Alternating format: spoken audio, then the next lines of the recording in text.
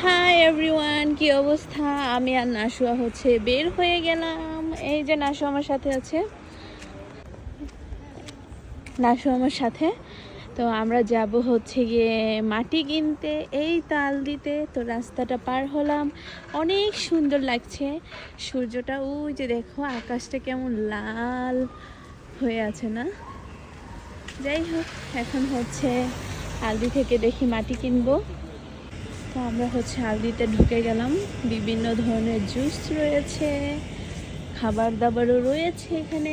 Almost শেষ, কারণ রাত 10টা বাজে আলদি বন্ধ করে দিবে। এখন হচ্ছে রাত বাজে 9টা। কয়টা বাজে নাশুয়া? বলো 9টা। হ্যাঁ, দেখো এখানে অনেক মাটির বস্তা রয়েছে। আমার যেহেতু গাছগুলো বড় হচ্ছে বাট মাটি একটু কম, সে কারণে হচ্ছে একটা মাটি নিয়ে দিচ্ছি। বলো মামা। তো এখানে এটা হচ্ছে 20 কিলো লেখাই আছে, একদম 20 কিলো। তো এই যে আমরা হচ্ছে একটা মাটি নিয়ে নিচ্ছি, তারপরে হচ্ছে ক্যাশে দিব।